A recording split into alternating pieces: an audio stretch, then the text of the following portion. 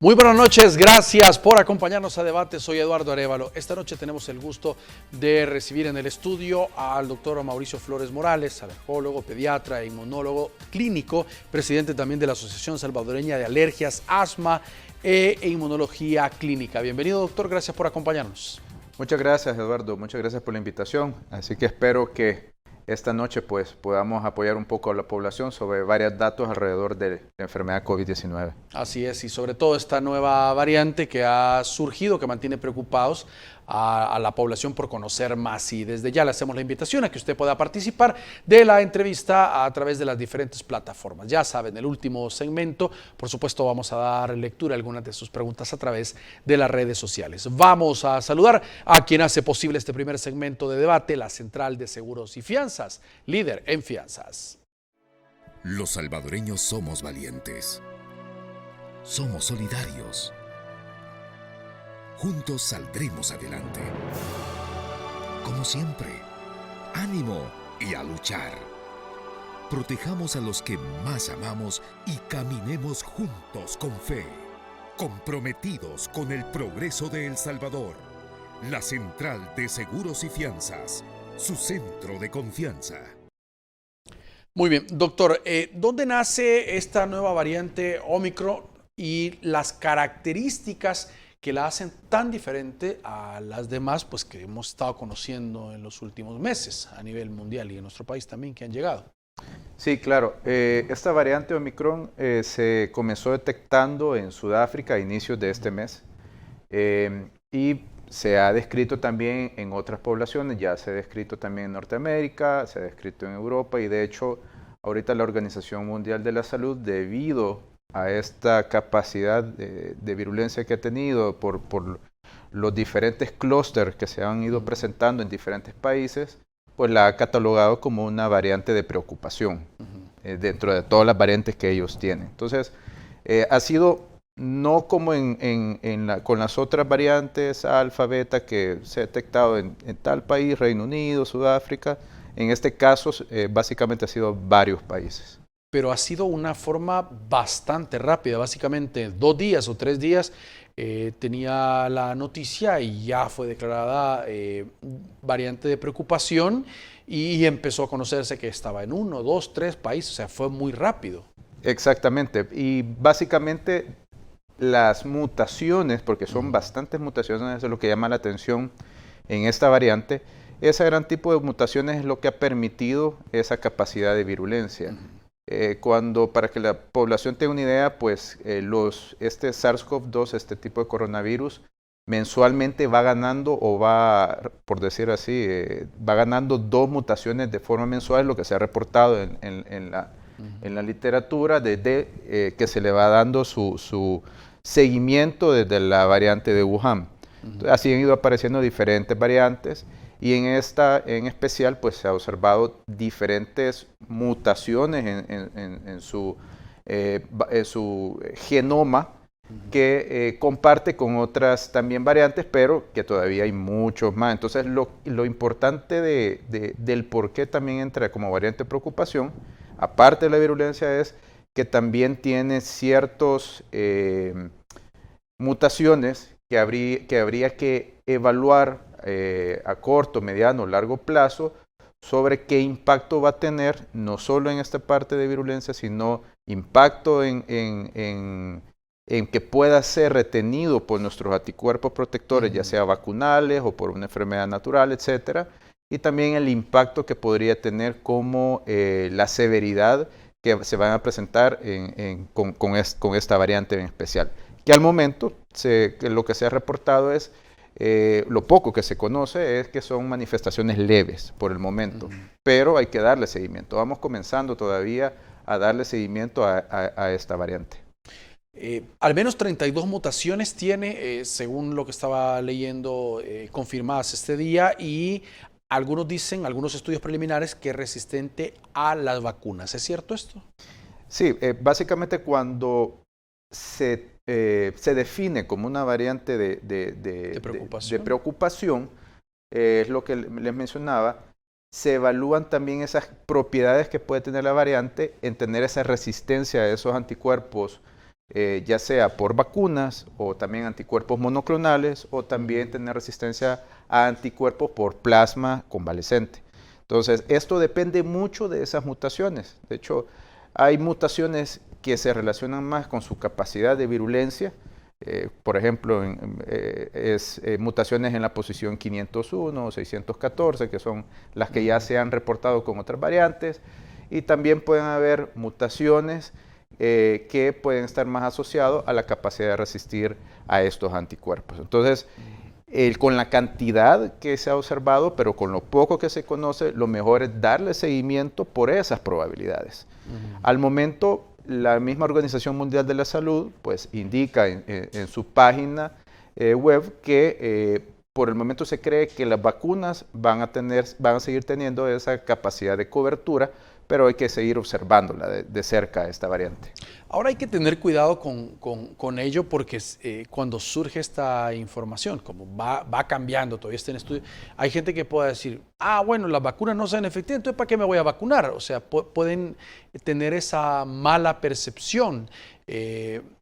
Al contrario, dicen, mire, vacúnese y no baje la guardia con las medidas de bioseguridad que ya todos conocemos.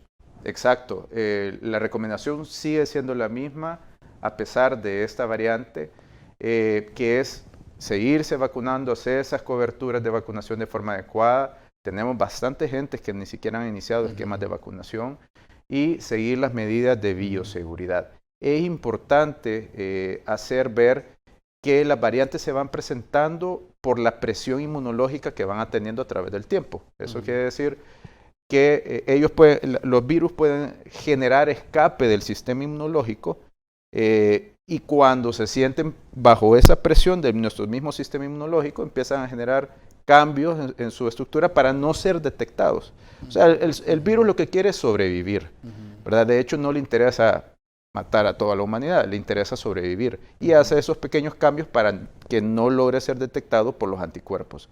Eso es lo que sucede y lo que se va viendo. Ahora, parte de esto, y esto es también mucha discusión entre los expertos alrededor del mundo, es qué tanto impacto puede tener esa gran cantidad de mutaciones en esta variante. Es que al final posiblemente vaya a generar que tantas mutaciones no vaya a tener ese impacto de poder resistir a los anticuerpos o no va a tener ese impacto de generar una enfermedad severa. Todavía, pues como lo siguen mencionando, hay que seguir revisando y se siguen tomando muestras alrededor del mundo de los pacientes que se han enfermado para detectar si hay diferencias en esos genomas que se van detectando virales. Por lo menos hasta el momento lo que se sabe es que es menos letal, pero más contagiosa. Sí, es lo que se cree. Y ahí vienen las discusiones, ¿verdad? Claro. Porque viene esa discusión, es menos letal, más contagiosa, ¿será que nos conviene? ¿Verdad? Ya que se va a presentar como un cuadro leve, como puede ser un resfriado común, ¿verdad? Al no ser letal. Son discusiones que se están teniendo ahorita. Yo creo que personalmente el próximo año es un año que nos va a dar mucha más luz, si es que no aparecen otras variantes, sobre no solamente de cómo se va a comportar la enfermedad, si vamos a seguir necesitando vacunas, si vamos a necesitar refuerzo vacunal o solo lo que hemos generado es suficiente, lo vamos a ir viendo. Aquí vamos aprendiendo en tiempo real de la pandemia. Ahora, ¿tiene algunas características diferentes a otras variantes? Por ejemplo, las manifestaciones que dan los pacientes, que vuelve un poco complicado, estaba leyendo, diagnosticar esta variante. Decía, no da la gripe normal y otro tipo de características, por lo menos en los pacientes que la han presentado. Sí, los pocos reportes, hay algunos que indican fiebre, dolor torácico, malestar, cansancio, pero son sintomatologías pues, que no han llegado a generar cuadros severos, al menos lo que se está reportando ahorita. Desde el inicio de la pandemia y con la capacidad que tienen los virus de poder mutar, siempre se ha hablado ahorita que puede ser la gran simuladora, es otra de los patógenos gran simuladores en los que se puede presentar, así como puede ser un dolor de cabeza, así como puede ser solo síntomas gastrointestinales o un cuadro catarral, hasta los eventos más severos mientras estemos en pandemia, tenemos que pensar que la probabilidad puede ser una infección por SARS-CoV-2. También ahora en la mañana que estaba actualizando información veía que ya se reportaban 2 casos en Brasil que no se estaban registrando. En Canadá también hay unos que están también en evaluación para detectar si es esta variante y publicaban que en 4 meses ya se podría tener una vacuna específicamente para esta variante, decía. Habría que evaluar. Yo sé que ahorita, obviamente, a medida que se van presentando las variantes y que esta variante particular presenta esas mutaciones que pueden generar resistencia contra los anticuerpos vacunales, habría que valorar por la severidad, habría que evaluar muchos puntos alrededor de esta variante para ver si es necesario modificar o cómo se van a modificar esas vacunas para hacer esas coberturas. Varios laboratorios ya han hecho sus reportes sobre esas probabilidades, pero hay que ver también el comportamiento de la variante, ¿verdad? Por ejemplo, con las vacunas que tenemos actuales en su momento, la variante Delta, que se ha vuelto la dominante actualmente, sí.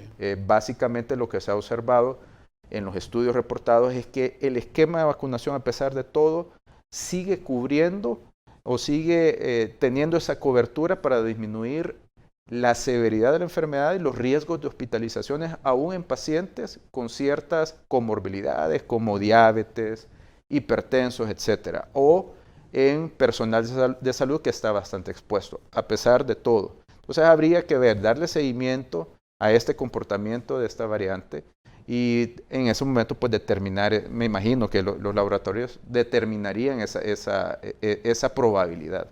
Ahora, con tanta mutación, doctor, ¿no hay un riesgo para la salud de un paciente estarse aplicando tantas vacunas? Es decir, surgen el otro año 15 variantes, 15 vacunas y vamos a estar así en la misma. ¿Esto no puede generar un problema en el organismo? Por eso mismo creo yo que hay que ser bastante prudente cuando se evalúe el generar nuevas vacunas. Correcto. Solo por una sola variante. Correcto. Creo que tiene que haber un poco de cordura también a nivel poblacional que piense que entre más vacunas estoy más protegido, no necesariamente. Ya se ha reportado previamente con MERS, con el SARS-CoV, que la capacidad o la generación de esa memoria inmunológica, esa memoria de defensa, puede durar por enfermedad natural entre 6 meses hasta 2 años. Entonces, ¿qué estará pasando con el SARS-CoV-2? ¿Se comportará igual? Por ejemplo, se ha hablado mucho de la inmunidad híbrida. Eso quiere decir los pacientes que se enfermaron y se vacunaron, los pacientes que en medio de sus esquemas de vacunación se enfermaron o después de un esquema de vacunación se enfermaron. ¿Cómo se va a comportar ese sistema inmunológico? Es que es necesario ir generando un cuarta dosis o refuerzos anuales. Igual, creo que el otro año nos va a dar una mayor visibilidad de la situación en la que estamos. Muy bien, tenemos que hacer la primera pausa del programa. Por favor, acompáñenos, ya regresamos. Muy bien, gracias por continuar con nosotros, doctor. Y dentro de lo que hablábamos, lo rápido que esta variante, pues, ¿qué tendremos? 3, 4 días de estar hablando de ella. El último reporte de esta mañana dice que ya se estaba registrando al menos en 170 países que estaban haciendo testeos para detectar si era o no esta variante. 170 países. No sé si ya estará Brasil incluido en este listado, pero es así de rápido como va. Sí, básicamente así también se comportó la variante Delta, ¿verdad? Correcto. O sea, esa virulencia que puede presentar gracias a estas mutaciones, pues eso les da esa capacidad de transmisión. Ahora, por eso es que la misma Organización Mundial de Salud lo coloca como múltiples países y no un país de origen, porque también hay que tener cuidado con generar, es que los africanos y empezar a generar esas limitaciones, porque se empezaron a cerrar aeropuertos, ya no se iba a hacer viajes a África, etcétera, etcétera, y ahorita con lo que se está reportando, probablemente esos cierres no vayan a ser algo que vayan a poder contener esta situación. Probablemente son mutaciones propias que se están dando en diferentes países y por eso es que no se cataloga como un país en particular. La Organización Mundial de la Salud por eso ha preferido, de hecho, cambiar esa clasificación hacia alfa, beta, gamma y en este caso Omicron, ¿verdad? Básicamente para evitar que se tenga que se esté acusando que en un país se dio por A o B motivo, ¿verdad? Básicamente por eso es. También leía que podría, todavía está en estudio, reinfectar a un paciente que haya superado el COVID-19, decía, que estaban analizando esta situación. Sí, pero puede ser con cualquier variante.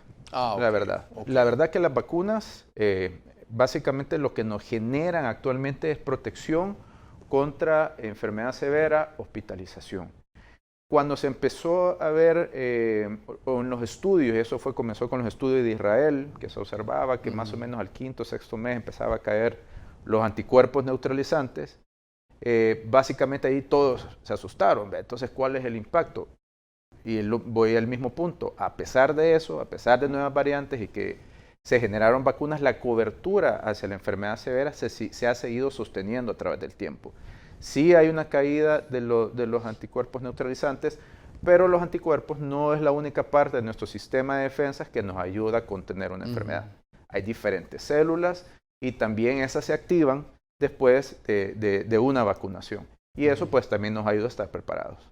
Ahora, empezó a generar un poco de preocupación entre la población las primeras informaciones. Decía los rangos de edades de 20 a 30 años, decía las personas que habían dado positivo y entra la OMS y dice, miren, no entren en pánico, son los primeros estudios y son las personas que se han testeado. No podemos establecer, decían, que ese es el rango de edad, o sea, tan joven, son 3 días, o sea, apenas, ¿verdad? Sí, ahí hay que evaluar exactamente como tú lo indicas. Hay que evaluar también es que estas personas que se han infectado han sido vacunados, no han sido vacunados, hay alguna comorbilidad, alguna enfermedad que hace que su sistema inmunológico pues no logre contener estos procesos infecciosos. Para eso tenemos un sistema inmune. Todos esos puntos se tienen que evaluar alrededor de todos los casos que se están reportando. Y a partir de esos casos, tú lo que decías, se está recolectando datos del genoma de esta variante y lo que hacen básicamente este grupo técnico que tiene la Organización Mundial de la Salud es evaluar exactamente, por ejemplo, en 1000 muestras genómicas si se sigue repitiendo la misma mutación para poder decir, ok, esta es realmente las mutaciones importantes en esta variante de preocupación. Ahora, lo que pasa es que caer en pánico es muy preocupante. Me acuerdo cuando comenzó el COVID y empezó la información de que podía ser asociado a Guillain-Barré. Mucha gente entró en crisis, en pánico. Todavía no estaban las vacunas en ese momento y luego se vio que la mayoría de casos asociados a fue muy bajo, por lo menos en el país, ¿verdad? Bueno, sí, de hecho sí, se han reportado casos de Guillain-Barré asociados a infección natural de por SARS-CoV-2, así como con otras enfermedades. Ahora, mucho depende de nuestro sistema inmunológico y tal vez, es cierto, no es llamar al pánico, sino que tal vez llamar a que se sigan siempre las medidas de bioseguridad y que puedan cumplir sus esquemas de vacunación. Y no solamente eso, cambiar nuestros modelos de comportamiento, actividad física, alimentación, todo lo que nos ayude a llevar controles de salud en los pacientes crónicos, ya los factores de riesgo que hemos hablado, obesidad, hipertensión, diabetes. Muchas personas no han seguido sus controles o no han cumplido sus tratamientos y los ponen en mayor riesgo a que se compliquen por este tipo de infecciones. Entonces, son varios puntos, ¿verdad? Y todo gira alrededor de nuestro sistema inmunológico al final. Ahora, este es un campanazo de decir, miren, la pandemia no ha terminado, porque incluso aquí en el país hemos visto un relajamiento de las medidas de bioseguridad en muchos sectores y este es un campanazo. Igual fue la vez pasada, cuando ya se creía que ya estaba como todo volviendo a la normalidad, pues apareció Delta y ahora Omicron. Es como decir, miren, todavía no podemos decir ya está acabada la pandemia.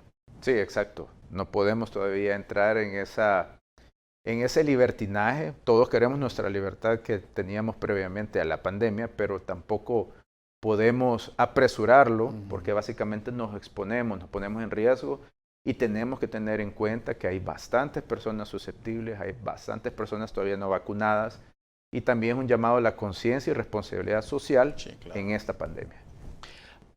Se está estableciendo, por lo menos en las pruebas que veía ahora en la tarde, que la mayoría de personas que han contraído en estos 170 países es personas no vacunadas. O sea, sigue siendo un riesgo las personas que no se han vacunado.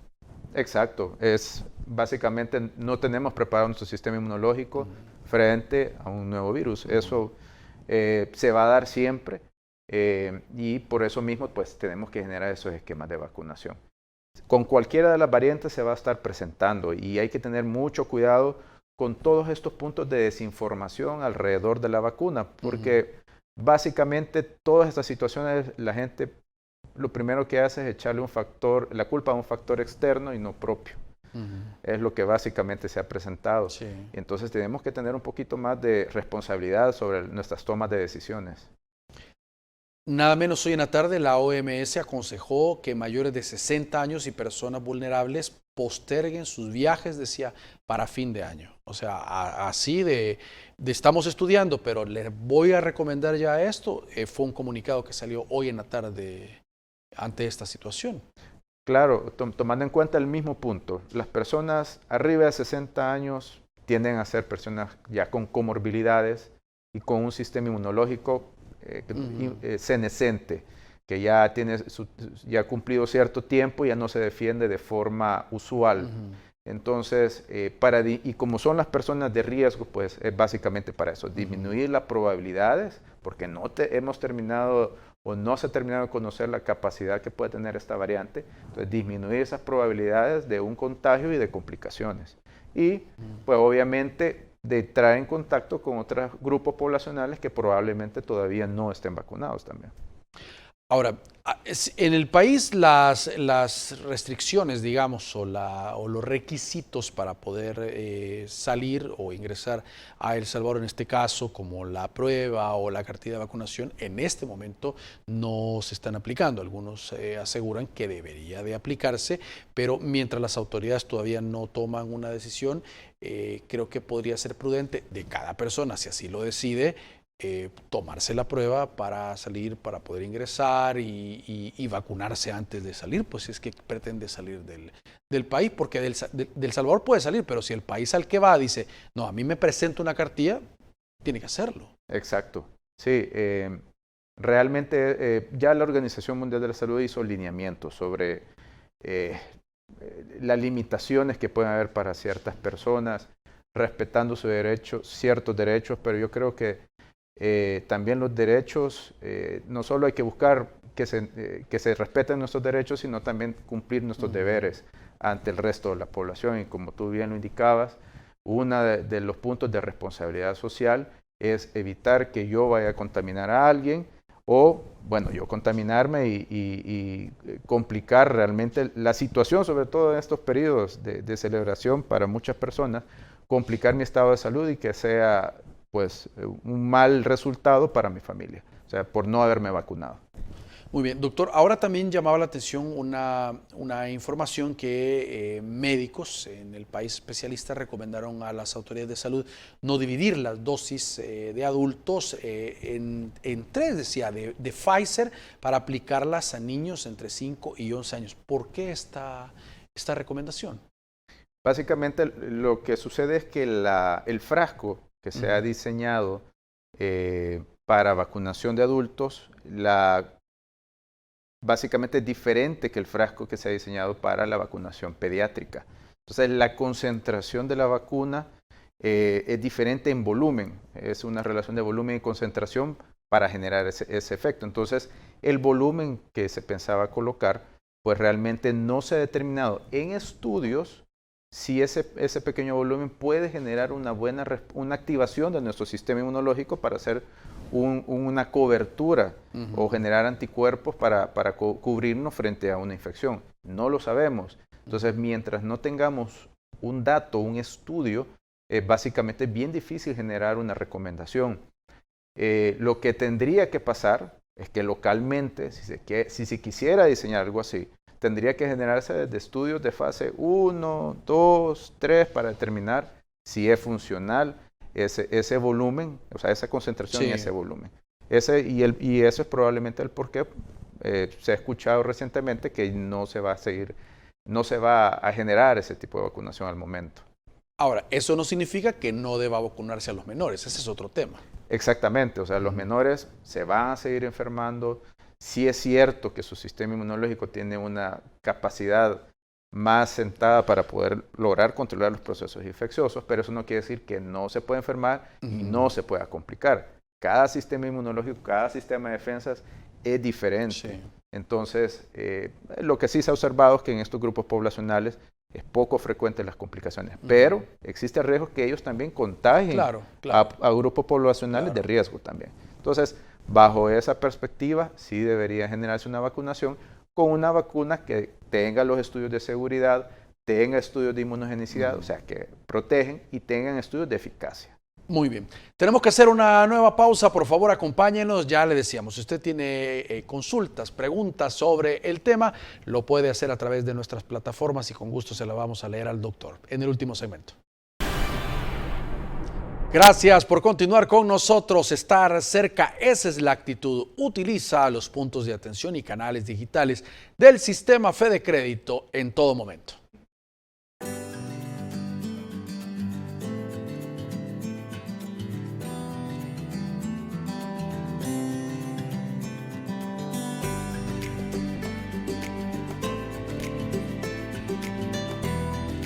Realizar fácilmente tus operaciones siempre cerca y en todo momento. Esa es la actitud. No te detengas. Todos nuestros puntos de atención y canales digitales a tu disposición. Sistema Fede Crédito. Queremos darte una mano. Muy bien, gracias por continuar con nosotros, doctor. Y en la pausa estábamos hablando, ese tema de los asintomáticos también es todo un misterio, ¿verdad? Y hay que ver si esta variante pues también genera una cantidad grande de personas asintomáticas, porque las que hay que tener mucho cuidado, porque al no presentar síntomas solo van contagiando por doquier. Y ahí es donde son importantes las medidas de bioseguridad. Exactamente. Pero el asintomático al final sigue siendo nuestro sistema inmune el que hace ese filtro. Si el sistema inmune está bien preparado, filtra. Probablemente ni siquiera, como no hayan síntomas, por eso es asintomático, pueden ser síntomas muy leves. Y obviamente si ya estás preparado con vacunación, la capacidad aún de hacer ese filtro va a ser mayor. Ah, muy bien, esa misma combinación. O sea, puede ser tan leve el síntoma a través de la aplicación de una vacuna que no es que sea sintomático, sino que simplemente pasó como una gripe normal o algo, o menos que eso todavía. Sí, y eso nos pasa a los pediatras, clásicamente cuando nos habla que el niño tiene 2 días de fiebre y se le quitó. Ajá. Pues ahí, ¿qué fue? Algún cuadro viral, su sistema inmunológico lo procesó, el niño como tal siguió brincando, dando vueltas por todos lados, pero tiene esa capacidad de procesar esa carga viral y no pasó a más. Ese es nuestro sistema inmune, esa es la capacidad que tenemos de filtrar todas estas agresiones. Muy bien. Doctor, usted mencionaba en bloque anterior sobre el tema de la vacunación. Llevábamos un muy buen ritmo de vacunación, pues ha sido destacado también por los organismos internacionales, pero hay un universo, un pastel grande todavía de gente que no se ha querido vacunar, y eso las autoridades pues deben de tomarlo. Han cambiado estrategia y van casa por casa también buscando en comunidades, pero es importante, no sé si llegar al punto de obligar a estas personas a vacunarse, pensando en la colectividad más que en el bien individual, pero pues, solo está llegando la gente de la segunda o la tercera, pero hay gente, como usted mencionaba, de primera dosis, segunda y tercera, por supuesto, que no ha llegado.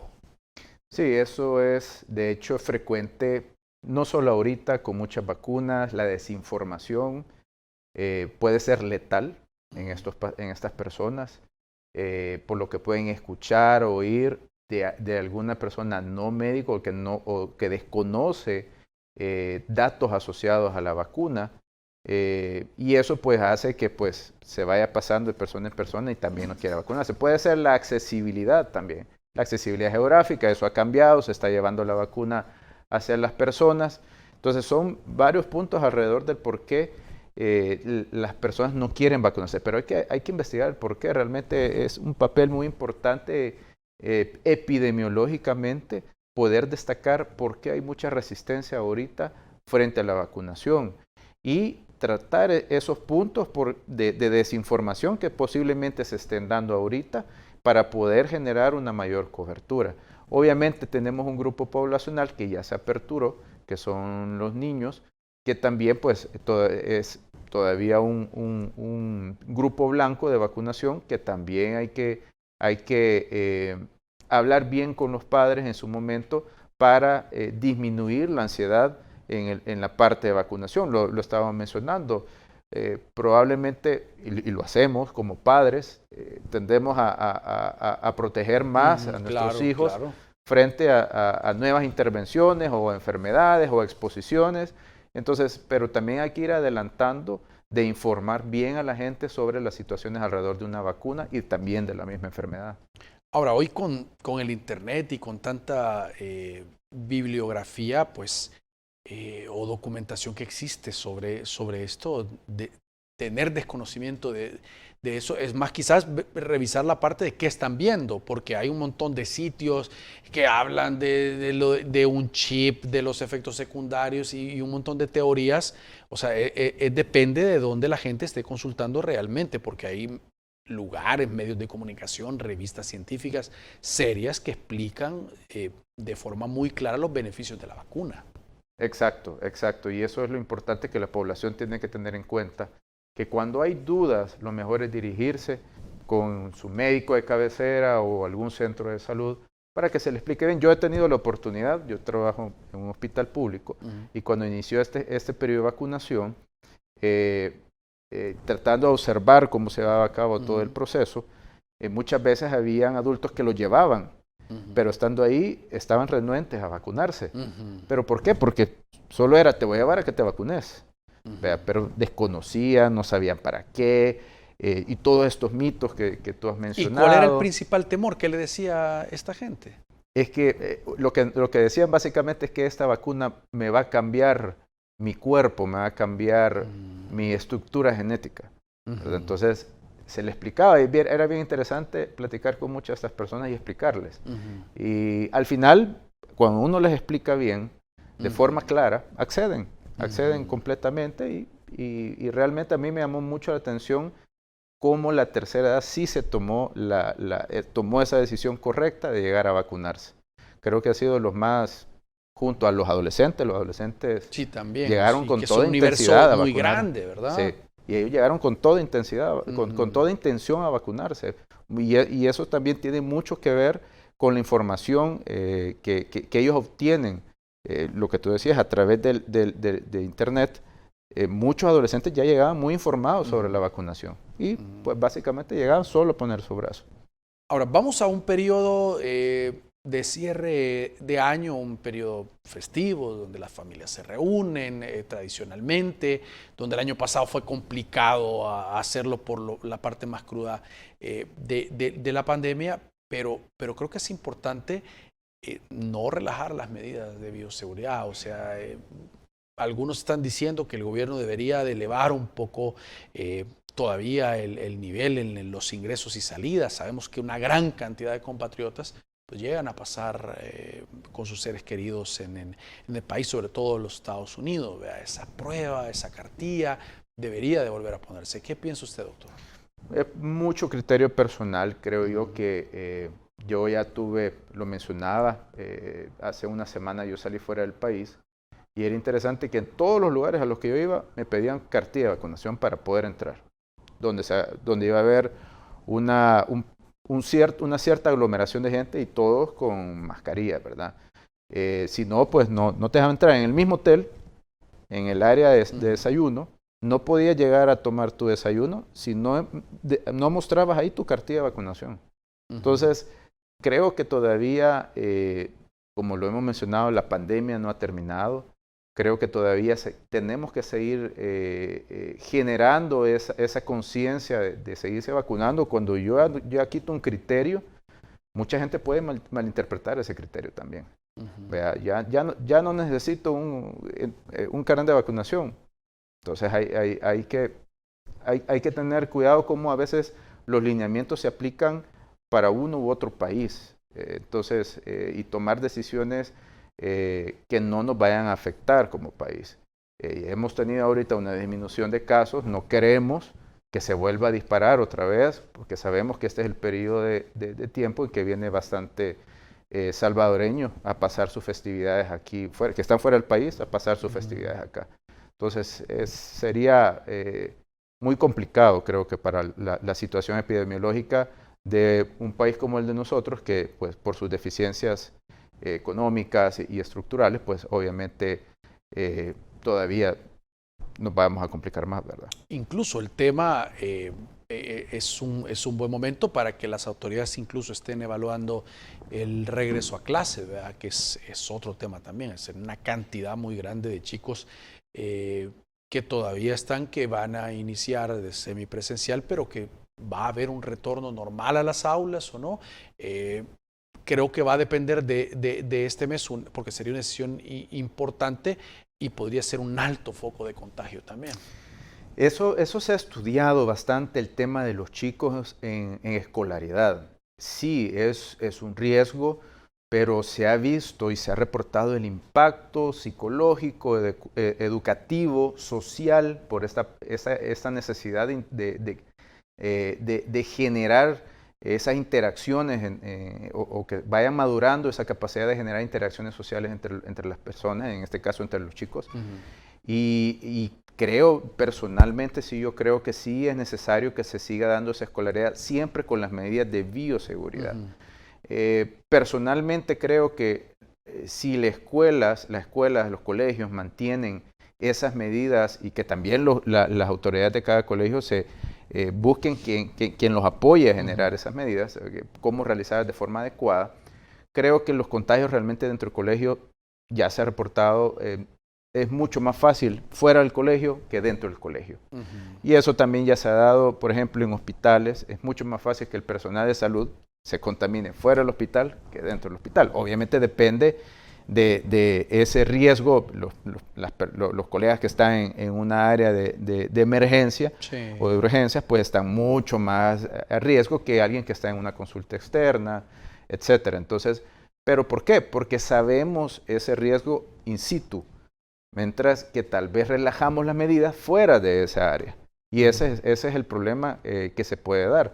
El otro punto con escolaridad son los padres de familia, pues obviamente adultos que no se han vacunado, que se pueden infectar y que lo que van a hacer es infectar a los chicos. Pues ya hemos visto el impacto que han tenido los partidos de fútbol, ¿verdad? Sobre el aumento de casos. Entonces no podemos cerrar el ojo, un ojo frente a la realidad de lo que se ha vivido y que se está viviendo.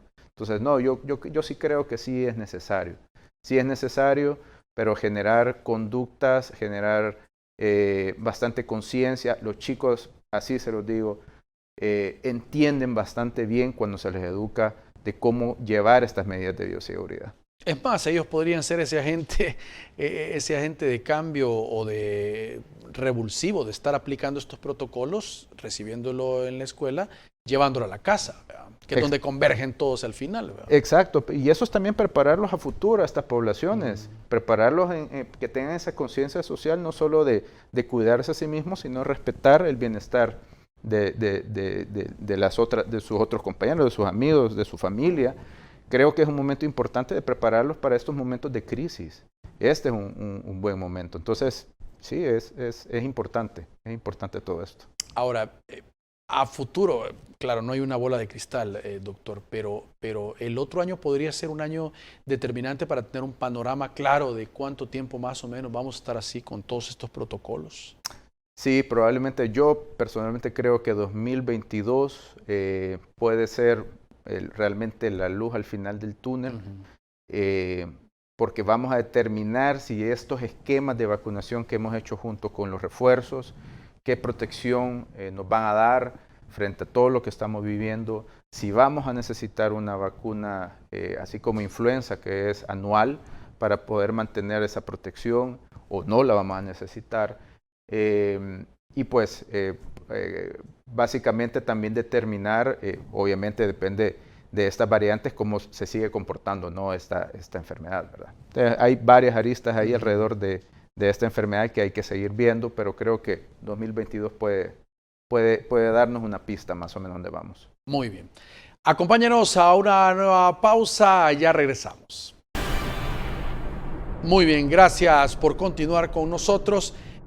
Doctor, aquí nos escriben y nos pregunta Milton Lemus, dice que si él se ha vacunado con Sinovac, ¿qué marca sería el refuerzo? Dice, si toma un adelgazador de sangre, pregunta él, algún tipo de enfermedad que pueda tener que le han dejado esto, si hay alguna restricción o algo con la vacuna de refuerzo. Habría que ver a qué se refiere adelgazador de sangre, si no es que tiene algún problema de alguna coagulopatía, algún problema que genere coágulos y eso.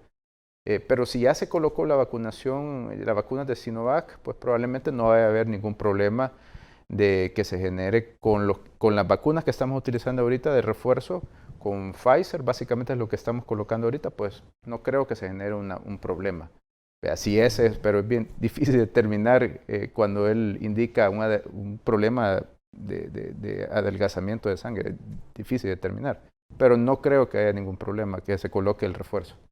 Mire, también nos están preguntando, doctor, en torno a las secuelas que quedan por COVID-19, si esto también depende, dice, de la condición de salud de las personas, porque sí hay algunos casos que hay personas que quedan con un tipo 3, 4 meses con terapia todavía respiratoria, que se cansan después de haber padecido la enfermedad. ¿Eso tiene que ver también con el estado de la condición del paciente, su sistema inmunológico? Sí, exactamente. Tiene mucho que ver esa situación. Va a depender de la severidad de la enfermedad que presentó.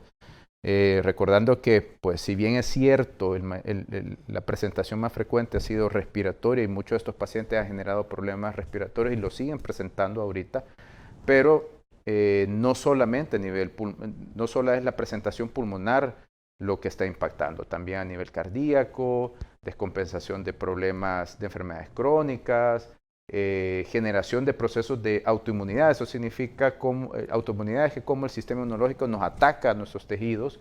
Se ha reportado esos cuadros de autoinmunidad asociados post-COVID-19 y pues hay también situaciones como el long o el post-COVID, el periodo que quedan con cierta sintomatología, a pesar muchas veces que ha sido leve la presentación, lo mencionaba, dolor de cuerpo, cefaleas. Hay personas que siguen todavía con la pérdida del olfato y que esas personas van a tener necesidad de una educación, que se genere una educación para recuperar, si es posible, parcialmente la capacidad de sentir aromas. Se van a dar esos procesos. Y también se ha reportado no solamente en adultos, se ha reportado en adolescentes. Por eso es que mucho también se generó esto de la vacunación de adolescentes, no solo por las complicaciones, sino que también se había reportado estas manifestaciones después de un evento infeccioso. Entonces, ahí viene el mismo punto. Generemos conciencia, sigamos vacunándonos para evitar no solo la enfermedad, sino también los problemas a mediano o largo plazo. Doctor, una persona que fue asintomática, le dio COVID-19 y logró hacerse la prueba y salió positivo y asintomático, ¿qué garantía hay de que si se reinfecta sea asintomático? ¿O podría ser que no, que en este caso sí le dé y le dé con síntomas severos? La única garantía es el sistema inmunológico. Cómo está en ese momento. Esa es la única garantía. Es bien difícil determinar, porque también podría ser, obviamente hay otros factores alrededor. La carga viral. Si fue una exposición, por ejemplo, estuve con mascarilla, la carga viral fue pequeña, me infecté, probablemente, y estuve vacunado, probablemente la enfermedad o voy a ser asintomático o va a ser leve. Diferente es, bueno, a mí no me interesa ocupar mascarilla, yo me expongo, yo creo que esto ya terminó, como muchas personas piensan, y no necesito o no me vacuno. ese sistema inmunológico probablemente al no estar vacunado no está preparado. Y me expongo a una carga viral mayor, entonces el riesgo es bastante alto en que se pueda presentar una complicación, sobre todo si es un paciente comórbido, si tiene una obesidad, si tiene diabetes, hipertensión, ser hombre es un factor de riesgo también. Entonces, u otras enfermedades crónicas.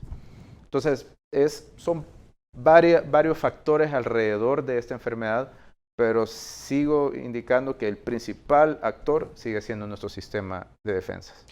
Y hablando de estas enfermedades crónicas tratadas, muchas personas, doctor, dejaron de asistir a sus citas en lo privado y obviamente también en lo público por evitar el contagio. O sea, decía, incluso fue más por llamada y todo para no acercarse y evitar el contagio. Y algunos de verdad se olvidaron de las citas y se descuidaron y dijeron, no, yo me voy a ir tratando de controlar yo solo. Realmente hoy que hay menos cantidad de contagios según las autoridades de salud, es importante que lo retomen, o sea, porque esto no ha terminado. Es importante que sus controles de diabetes, hipertensión u otros problemas que ya tenían congénitos les empiecen a dar el tratamiento que tenían antes. Sí, exactamente. Muchos pacientes crónicos, lo mencionas, no ha llegado. En lo público también, como hay bastante atención alrededor de la enfermedad COVID-19, muchos programas también se han caído. Sí, claro. Y hay que tener muchos cuidados con estos pacientes que al final van a tener un impacto en salud pública. ¿Verdad? Pacientes crónicos, cáncer, diabetes, hipertensos, todos esos pacientes al final van a tener un impacto directo e indirecto en salud pública. Entonces hay que retomar no solamente la persona en esa conciencia individual también de generar salud, sino también el sistema de salud debe empezar ya a retomar esos programas para empezar a controlar esa gran ola de pacientes crónicos que probablemente ya la estamos viendo, ¿verdad? Sobre todo los diabéticos, que es lo que usualmente se ve en sus complicaciones, sobre todo. Ahora, vamos a los no crónicos, es decir, la persona que no padece ningún tipo de enfermedad, pero creo que ya es como momento de lo que va de la pandemia, de empezar entre las familias también a tomar un poco de conciencia, hablar lo del ejercicio, comer saludable, mantener un peso adecuado como una forma, aparte de la vitamina y lo que uno pueda pues consumir para evitar por lo menos, no que no le dé la enfermedad, sino que le dé con un mejor sistema inmunológico y resistirlo de mejor forma. Sí, exactamente. Tenemos que empezar a generar esa conciencia de cuidarnos para poder estar preparados para otros tipos de enfermedades o crisis. También dentro de esto, de los controles, también está la parte de vacunación. No todo es vacunación COVID-19 y eso hay que tenerlo en consideración. Tenemos que tener nuestros esquemas de vacunación también al día. Influenza es bastante importante. Que andan vacunando en este periodo, por cierto. Exactamente, entonces, por los riesgos que se pueden presentar en el mismo grupo de pacientes, ¿verdad? Entonces, hay que también tener en cuenta esos puntos y el riesgo también que se puedan dar enfermedades que ya teníamos controladas y que al caer caen esas coberturas de vacunación, pues se puedan generar pequeñas epidemias, etcétera, ¿verdad? Doctor, gracias por acompañarnos esta noche. Muchas gracias a todos y les deseo muy buenas noches. Y gracias a ustedes por su sintonía. Por favor, que descansen y su cita con nosotros el día de mañana.